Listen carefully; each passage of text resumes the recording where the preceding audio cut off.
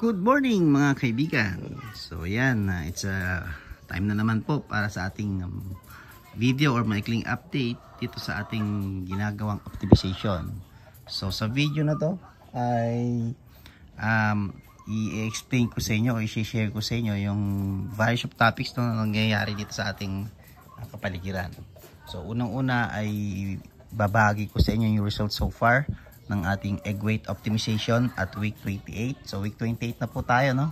Pumasok na ang week 28 at tingnan po natin kung ano po yung resulta ng ating ginagawang optimization pagdating sa pagpapabigat at pagpapalaki ng mga itlog ng ating mga manok. And then later on, after po na natin ma-discuss yung konting update, ay i-share ko sa inyo yung mga plans natin para sa ating bell pepper varietal test. So sa varietal test ay bumili po ako ng malaking sweet pepper sa mall, and then ipinunla ko, binuto ko siya, and then yan po yung result niya so far. So subaybayan po natin yan, tingnan natin kung mag-yield ng same result yung ating binili sa mall. So of course yung ating expectation dito ay hindi masyadong mataas, dahil kung yan po ay kung binili natin sa mall ay hybrid variety, produce ng hybrid variety, most probably ito pong ating punla ay magiging F2 or second generation. Okay, so tingnan po natin, obserbahan natin. So ilalagay lang po natin sa potting, and then titingnan natin kung mapagbubunga natin siya ng maganda. And then magbibigay din ako ng update sa progress ng ating African Nightcrawler. No, meron tayong bulate na binili. So yung 3 kilo po yun, African Nightcrawler for composting. So basically po, kaya po tayo bumili ng African Nightcrawler ay para i-integrate po dito sa ating manukan. Okay? So nakuha nyo po ba yung idea? So ang idea guys ay i-collect natin yung manure ng ating chicken. Yun po yung ipapakain natin sa ating compost worm or yung African Nightcrawler, para makapag-produce po tayo in-house ng vermicast, which is napakagandang fertilizer po sa ating mga halaman. So, 1, 2, third topic, then fourth topic po ay yung ating pipino. Yung lagay ng ating pipino dyan sa baba. So, yung ating pong greenhouse ay nasa bandang ibaba. So, tingnan natin kung ano ang itsura, no, ng ating mga pipino at 50 days after seed sowing. So, 50 days, then mamaya-maya mag-harvest po ako. Then yung pong ating no new seeds variety, yung ating MacArthur variety, sa ating Solen variety, magkakaroon po tayo ng comparison para makita po ninyo ano yung itsura ng bunga na i-expect niyo kapag po kayo nagtanim ng iba't ibang klase ng pipino. And then meron po akong another set ng pepper na ipinupunla ngayon. So nasa pre-emergence stage. So binabad ko siya ng 24 hours, then pinapaalis ko siya sa dormancy. Inaalis ko yung dormancy kasi matagal pong na-imbak itong seeds na ito. So testing po tayo ng germination. So yun po ay galing din sa OPB naman, no, sa Ilocos, saka sa Baguio. So bumili po ako ng ceiling tourist na sinasabi nila. So ito po ay usually OPB, and then marami po akong nabuto niyan. So magte-test na po ako ng germination test bago ako mag-mass seed sowing, no. Kailangan kasi malaman muna natin yung bang batch na yun, ilan yung tutubo sa kanya, para ma-estimate natin yung magiging resulta ng ating pagpapatubo ng buto, ng binuto nating mga sili. Okay, so yun. So simulan natin. Simulin ko dito po sa ating manok. Okay, so manok, so far ang kanyang livability 2 out of 48 para palaman po yung ating dead. So maraming salamat naman at hindi nadagdagan yung ating fatality nung nakaraan, which is common error ko lang po yun. So yun, sa mga hindi nakapanood ng video kung paano siya kinamatay, check nyo na lamang po yung ating video archive at makikita po ninyo yung reason kung bakit siya na dead, no? And so far at the week 28, so second day ng week 28, I think ay i-discuss ko yung aking observation so far. So ang target egg weight po according sa Isa Brown, which is the genetic company of Decal Brown, ay dapat nasa 58 grams na po ang average weight ng itlog ng ating manok, no. But because of the condition ng ating pulungan, which is medyo mainit, tapos makita nyo naman, naka-enclose tayo, hindi natin siya ma-meet. Saka mainit talaga dito sa loob, no? Hindi ko siya ma-meet. So ang aking from 55 naglalaro po yung ating egg weight ng 54.5 to 55 to 56. So hindi natin ma-hit yung ating 58 grams na target. So nasa third day pa lang po tayo ng ating ginawang optimization. But so far, so kailangan pa po natin ng more days, no? Para ma-consider para magkaroon tayo ng significant amount of data, no? Statistically relevant na data para magpalit tayo ng strategy kung hindi gumagana yung ating in-impose na unang optimization. So para po dun sa hindi nakapanood, yung optimization lang po natin ay sa lighting. So basically nag-ilaw po tayo ng 1 hour ahead, saka 1.5 hours naman na delay para mabigyan ng time yung mga manok natin na magkaroon ng mas malamig na condition. So meron po silang pagkain dyan, makakain po sila ng marami. So basically ang objective ko doon ay madagdagan yung feed intake nila para madagdagan yung bigat nila. Kasi kapag umabot na ng alas 9 or alas 10 hanggang alas 3:30, alas 4, hindi po sila makakain ng maayos dahil mainit po, maalinsangan po dito sa loob. So ayun, aside from that, siguro maglalagay ako ng ventilation next week. So next week na po natin ilagay yon. After the week 27, mag-add ako ng ventilation para makontrol natin yung humidity ng hangin saka yung temperature po dito sa loob ng kanilang kulungan. Para nang sa ganon ay kahit buong araw pwede silang kumain. And isa pa po sa gagawin ko after 7 sa week na po yun, sa next week na po na optimization, ay maglalagay po ako rito ng harang. Yan, harangan natin ito kasi yung pong greenhouse ay andyan sa kabila. So yung init na nabubuo po dyan ng mga halaman, yung radiation po ng UV, dahil yung UV po yan ay ipon po init yan, pumapasok po dito sa ating kulungan.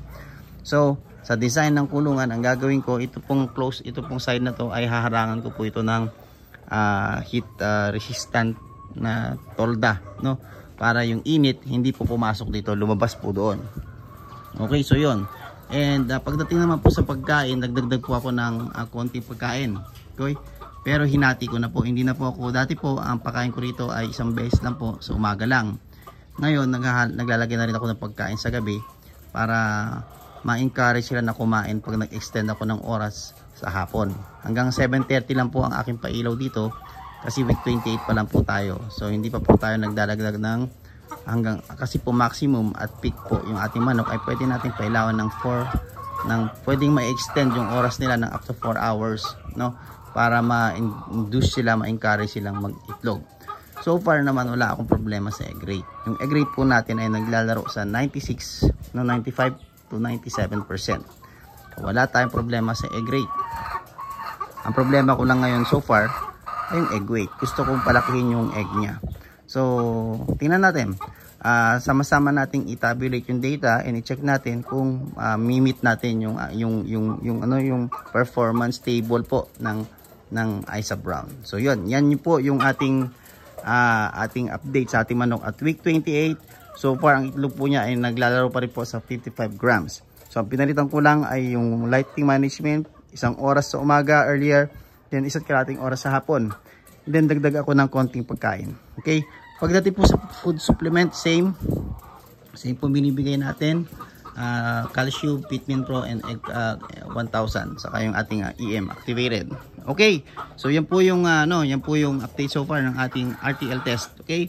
Now move po tayo rito sa ating varietal test ng sili. Okay? So yung pong nauna po na yun ay yung binili ko sa Robinson. Yan, malaking sili po yun, malaki. Yun. Meron pong 3 nabuhay so far, namamatay na yung iba. So ililipat ko na po sa paso yun and ilalabas ko rito sa ating greenhouse dahil siguro mainit dito kasi makikita nyo po maraming nalalanta. So hindi po maganda ang kondisyon ng heat po dito sa pinaglagyan ko, kaya mamaya after ng video ay ililipat ko sila sa labas doon sa loob ng ating greenhouse para mas regulated yung humidity saka yung temperature. Okay? So ito pong mga mas maraming tray, 1, 2, 3, 4, 5 ay binili ko sa SNR. So yung pulang conical type na pepper na malalaki siya. So hindi ko alam kung anong variety. So Basta tinest ko lang. And then yung isa po doon, yung red crest, ayun yung nasa may bandang gitna, wala pa pong tubo. Okay, nasa dormant siguro siya, hindi pa siya tumutubo. So okay lang yan, hintayin natin. Usually kasi ang sweet pepper, mga sili, magge-germinate na ng 7 days pagkapunla mo dyan. Pag hindi po tumubo yan ng 10 days from seed sowing, hindi na po talaga tutubo yun. Okay, to avoid na mangyari yung katulad po sa nangyari dyan, ay nag-set uli ako ng another seedling. So magtataka kayo, ba't ito tumubo, ba't yun hindi tumubo? Ito po kasi ay galing sa fresh na fruit. So pag fresh po na fruit, mas madali po ang kanyang germination dahil wala pa po sa dormancy yung kanyang mga buto. Ngayon pag imbak po yung inyong seed, asahan nyo po mas matagal tumubo. Kaya dapat talaga magbibigay kayo ng pre-emergence protocol. Okay? So ano ba yung pre-emergence protocol na ginagawa natin sa ating mga sa ating buto? So yung pre-emergence is binibreak natin yung dormancy. So yan, andito nilagay ko rito. Okay? So ito nilagay ko.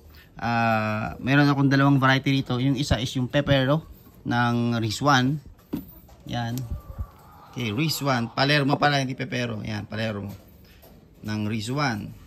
And then yung isa naman is yung OPB ng Ilocos or OPB ng Baguio, yung siling tourist na sinasabi nila. So ito yan.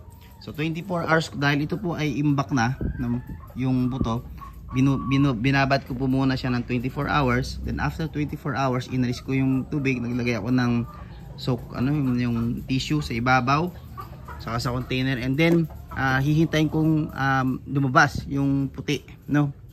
Lalabas pa yung puti niyan, then saka ko pa lang po siya ilalagay sa seedling tray. So yun po yung usual na ginagawa namin sa farm, and yan din ang gagawin natin dito sa ating panibagong batch ng sili, which is yung Palermo at yung siling tulis, OPB. Okay, so yung pong mga nakikita po nyo na yan ay mga chicken manure na kinukure. Okay, inaalis ko muna yung itlog ng langaw para sinusuffocate ko muna siya, para pag nilipat ko po siya dun sa ating African Nightcrawler ay hindi po siya maaanuhan ng mga langaw. Okay, mga larva ng langaw. So inaalis talaga yan, kinukure. So within 3 days pwede na po yan. Okay, so now check natin yung ating African Nightcrawler. So nakapag-set up na po ako rito ng 2 bin. Yan. Meron kami mga sili na reject doon. So saka yung mga pipino. So yun ang nililipat ko rito. So far ito naman gusto nila yung ating tawag doon, reject na pipino. Yan, saka yung reject na mga sultan. So yan lang po siya. So pini-prepare ko, kinukondisyon ko dito sa klima ng palayan, and then hopefully maparami namin, at later on lalagyan ko na po ng toppings yan ng chicken manure na composted. So hindi po fresh, kailangan maalis muna natin yung mga itlog doon ng mga kung ano-ano, and then matanggal yung kanyang heat. Mag-ano kasi ng heat yun kapag fresh, then saka natin lalagay sa ibabaw. So yun ang kanilang magiging pagkain. So iikot po yung sistema ng ating paggugulay. So from manure, ng chicken manure, para maging pataba, bibigay natin sa ating ANC, convert po niyo sa vermicast para siya naman natin pampapataba sa ating mga halaman. So ito yung mas malaking bin. Yan. So basically mga kahon, mga gulay-gulay, yan ang ilalagay natin sa ibabaw. So mas malaki to. So yung heat dissipation nito or heat tawag doon, yung heat accumulation nito mas malaki, mas marami, kaya dapat ito mailipat ko to sa parang gano'n, no, yung aking tray, crates, para mas regulated yung hangin. Okay, so yan po yung ating ANC, 3 kilo po yan. So paparamihin ko siya, and tingnan natin after few months kung mapaparami natin yung population ng ating ANC. Now dito sa ating 50 days na pipino. So bago ko i-discuss itong pipino, no, pakita ko lang sa inyo yung additional automation na in-add ko dito sa aking irrigation. So yan, bumili ako. Yan, automatic na nakakonect sa ating linya. So naka-timer na po yan. Yung pagpapatubig, naka-timer po rito every 10 minutes, every morning. Yan, papatubig na po siya. So gagawa na lang ako ng separate video para ma-share sa inyo kung paano yung setup ko ng ating automated na pagdidilig. So later on, pwede na ako mag-attach naman ng automatic na fertigation. So as a separate line, kasi ito yung main line, yung plain water, and then dapat meron tayong 3 bin or tatlong injector para naman maibigay natin yung A, B, and C na nutrients para sa ating mga halaman. Okay, So ito, nakita po ninyo, since nag-start po tayo ng automation ng irrigation. So inalis ko yung mano-mano pagdidilig kasi po naka-raised bed po tayo, no? So eventually ay obviously hindi po sapat yung dinidilig ko mano-mano before, no? Kaya naglagay po ako ng drip lines and then nakakunik po sa ating linya ng tubig. Ngayon, ito na po yung kondisyon ng ating no new seeds. Umabol po siya. So pwede ko nang bawiin yung sinabi ko before, no? So it turns out human error po yung nangyari before. So kaya po siya hindi kaya po huli siya dito sa ating MacArthur ay dahil kulang po siya sa tubig. Okay? Pero since nagbigay na tayo ng enough tubig, ayan, makita po ninyo humabol po yung laki ng ating no new seeds.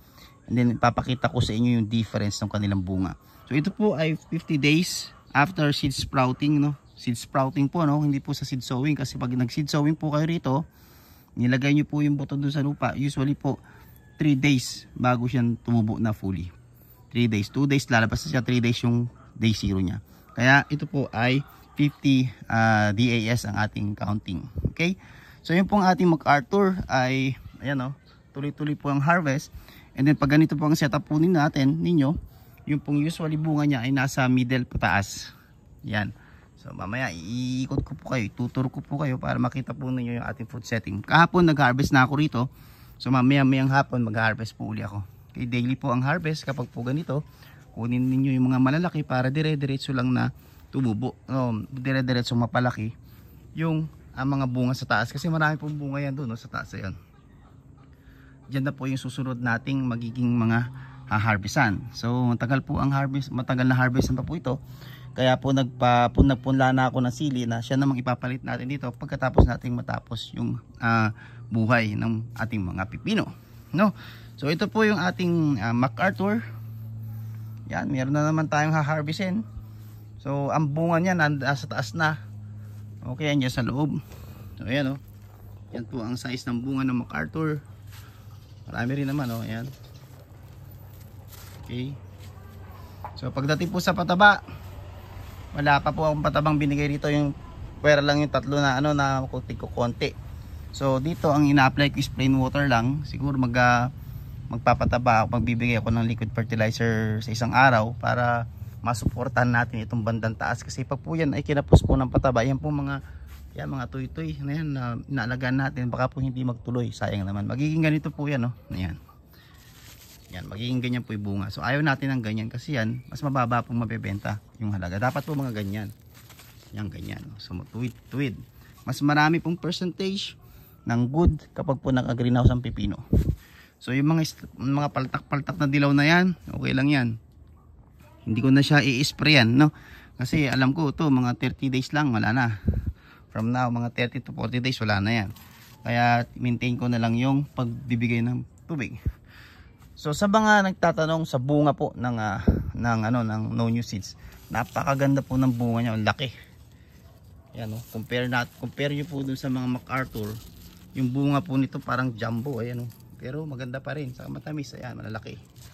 So yung bunga rin ng ating no new seeds ay andito po sa gawing taas.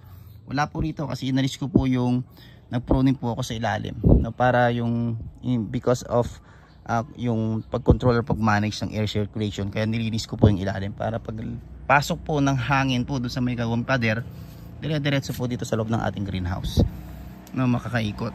So yan po yung bunga ng ating MacArthur and MacArthur at yung ating no new seeds. Ayan, ha-harvest ulit tayo mamaya. 50 days. Okay, hindi masyadong madahon, hindi rin naman kulang ang dahon. Okay, meron siyang mga yellow spot, okay lang yan, hindi ko papansinin. Okay, dahil hindi ko siya papansinin, hindi ako masyadong pressure sa sakit na yun. Okay, ito naman pong ating Solen F1 ay inanihan ko na kahapon and araw-araw rin po ang harvest dito. So ito na po yung bunga niya, o yan, diba? Ito po yung 45 days na Solen, nag-harvest po ako kahapon, mamaya mag-harvest ulit tayo. Okay, nag-pruning din po tayo sa ilalim dito para yung hangin po dito sa bintana ay pumasok papaloob. So dito ako nag-focus sa middle, yan. And ayun, hindi ko na na-control itong ating mga bagging. So dapat po yan kasi ay pinuputol po yung dulo, yan. saka iniikot po sa taas. Ikot pa rin po natin siya kasi marami pa naman po siyang gagapangan. So napaka-importante po nun dahil yun ang magpapahaba ng kanyang buhay. Ayan po, oh, yan. May ikot nyo kahit pa paano kung busy kayo. Yan. Ito at least yung mga tawag dito, yung mga umaharang sa daanan kasi hassle po yan kapag kayo ay nag-aani, no? Bibitin-bitin siya diyan, anong tawag doon, madadaanan po ninyo. So baka maputol yung baging niya or magasgas yung mga smooth skin ninyo, di ba? So yan, kung may time kayo iikot ninyo, and then yung mga saringit, no? Yung mga sanga, pwede nyo nang putulin, pwede nyo nang ikat doon. Okay, so yuko ako, mamaya ko na lang gagawin at medyo may hamog-hamog yung mga dahon, no? Maano sa balat. So yan, so far yung condition ng ating trellis ay okay naman, standing, no? Holding on, kumbaga kinakaya naman niya yung bigat ng ating mga pipino. Yan, so ito po yung one plant one hole, maliwalas, mas maraming bunga. So ito naman po yung 2 plants per hole. Kita nyo ba yung difference? O yan, okay, forest na, no? Dito forest na sa ilalim. And kahapon nag-harvest ako, totoo lang guys, mas marami pa tayong nakuhang bunga dito po sa single yung mga halaman. So later on, mas preferred, no, ko sa susunod na mga panahon na mag-single na lang kasi tingnan yung mangyayari sa taas, oh. Talagang naging gubat na siya. Kasi dalawa po yung dalawa yung puno sa isang butas. Ayan, saka mahirap tingnan yung aanihin. Oo, pero marami rin bunga, kaya lang ano sa tingin niyo yung mangyayari diyan? Kapag po hindi natuyo yung mga tubig diyan sa dahon, yung kanyang perspiration, magkakaroon po siya ng sakit. So ito yung sinasabi ko na 2 seed sa isang hole. Yan, tiga-tigalawa po yan. Ang layo po niyan ay 30 centimeters. Okay, so mamaya pa-harvest ulit tayo rito. Harvest ulit ako rito para maibiyahe natin. Alright, so dito, dadama ako rito. Pag nagkaroon ng oras, gagawin ko tong kamatisan. Okay, so yan, yan so far yung update ko sa ating greenhouse at sa ating manukan. Okay, may mga bunga, mag-harvest tayo dyan. Yan, nilinis ko kasi dito, ito kasi yung yung side na umuulan. So yung ulan, yung angin niya pumupunta rito, kaya prone po sa fungus diseases itong area na to. So laging dito ako sa area na to huling pumapasok, no, para di ko ma-transfer yung ating mga fungus. Okay, so yun lang. Hopefully ay may napulot kayo dito sa ating setup, dito sa ating update. Magkaroon kayo ng idea kung kayo ay may plan to start your own cucumber sa inyong bakuran at yung ating RTL. Yun, so expand tayo. Meron po tayong extension project ng ating RTL na chicken. Wait nyo lang po yan. Kumusta kaya yung mga tumakas na ANC rito? Tingnan nga natin kung buhay pa. Ayun sila, oh. Buhay pa. So yun lang guys, kain na daw kami. Balik po muli tayo sa susunod na ating update, no? Magkita-kita po tayo muli. Mag-ingat po kayo. See you soon. Bye-bye.